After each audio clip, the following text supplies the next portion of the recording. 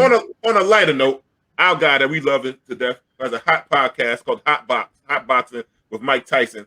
Had an interview with De La Hoya. With Oscar De La Hoya stated that he would love to come back to fight, and one of the fights that he want to come back and fight Canelo Alvarez. Ooh. Is one of the I want to sit down somewhere and promote this. Fighting is a young man. Jamie. Oh, sorry. For people don't know, Jamie, play the video for that. I forgot about that. Sorry about that, Jamie. This is what's happening, okay? This might be my fighter juices flowing again, you know? And first of all, you inspired me, Mike, because what are you, 56, Mike? Yeah, 55. You know, and looking as good as you did against Roy, who's a master, right? And just for coming back and doing, you inspired me. So I said, I want to do it too. But in back of my head, my demons are telling me, no, you got to do it, motherfucker. Oh, yeah, I know how that works. You know what I'm saying? I know how your subconscious makes a bitch out of you. Right? Yeah. I want to do 2 of these fights, you know? I want to do... No, hold on. I want to do 2 of these fights, and then guess what? I want to do a real fight, a 12-round fight, with either Floyd or Canelo. I never heard no shit like that. Floyd who stays in the gym. That motherfucker's crazy. Let me give you the other thing too. Oscar De La Hoya, I don't know if y'all saw the whole interview, but he also said he used mushrooms.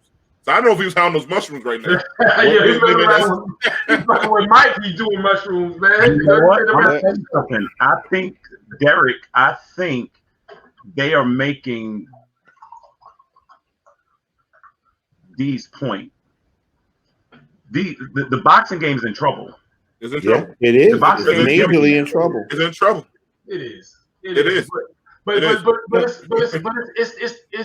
like I put it on the promoters because the promoters are so busy looking at their own bag, they're not and protecting their own bag, they're not making the fights that people want to see.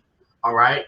And it's allowing that lane for De La Hoya to come back, for Mike to come back, for Roy Jones to come back, because those are the big names and they come back and they make big numbers.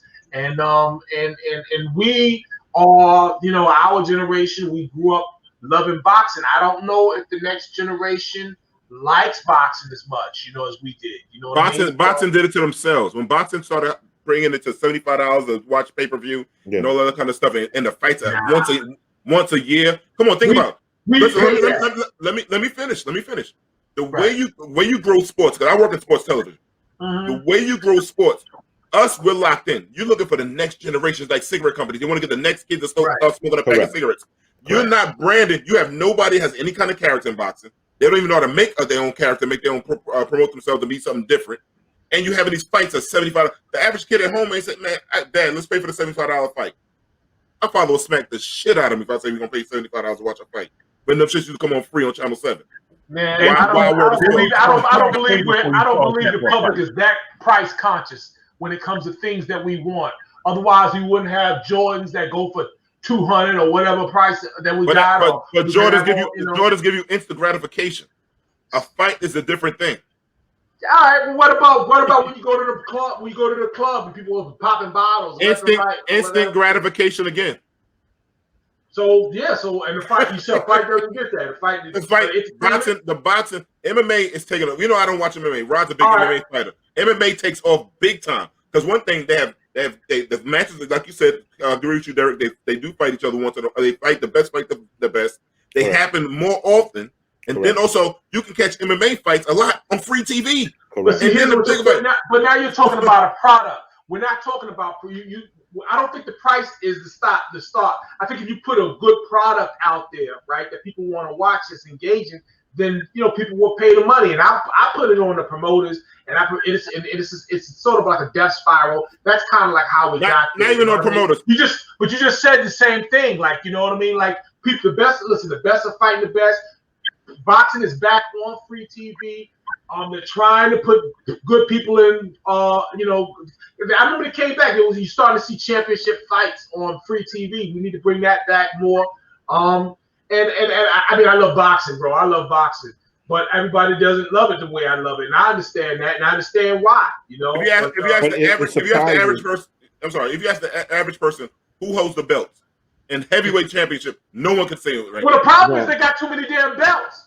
You know what I mean? Look, you can stop. If you tell somebody name the top 3 belts that's been around for years, I bet you nobody can name them. Us. I'm talking about the average person. Yeah.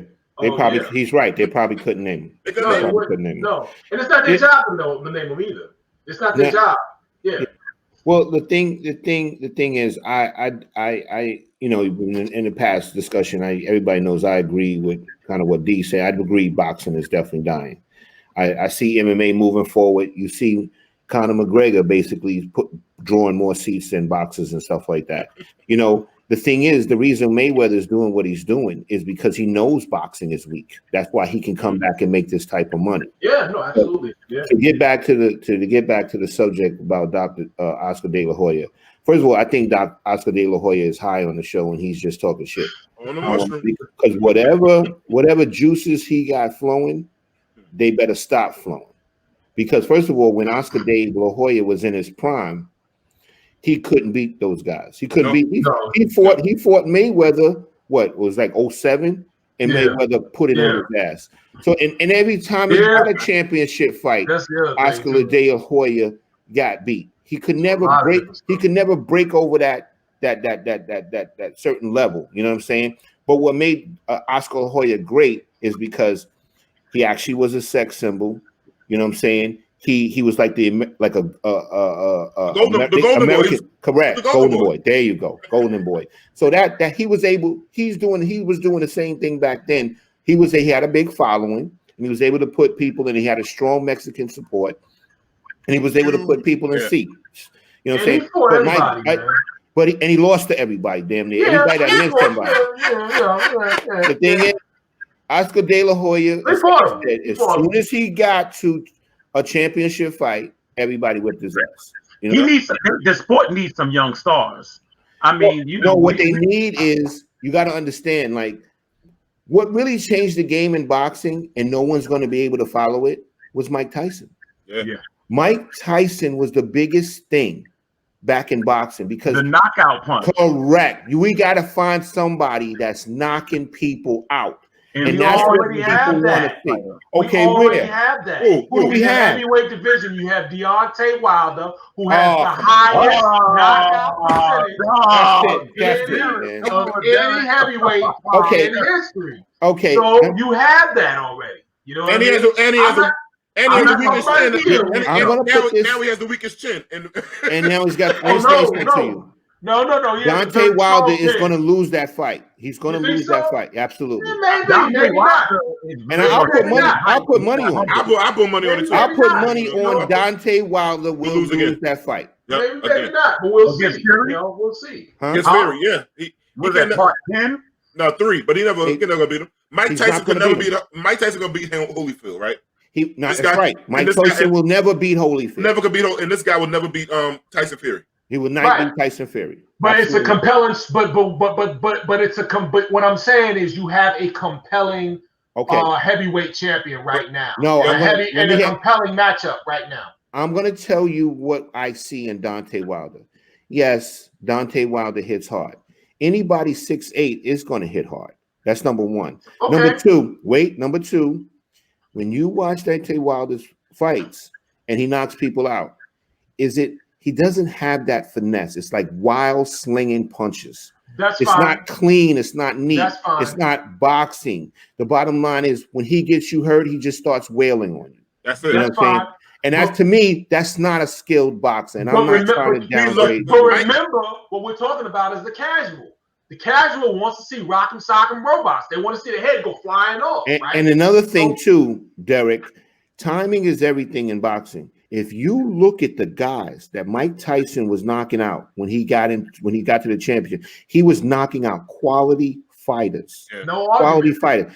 Deontay Wilder, the division is not like that anymore. You know what I'm saying? So the thing is, some dudes is knocking out tomato. He's fighting some dudes at the tomato cans. And so is what's the other guy in London? Tyson either. Tyson ain't fighting nobody. Remember he said that? Who? Yeah. Wilder. He said Tyson ain't fighting nobody. He said Tyson should not be a Hall of Famer. We'll save it for the next show.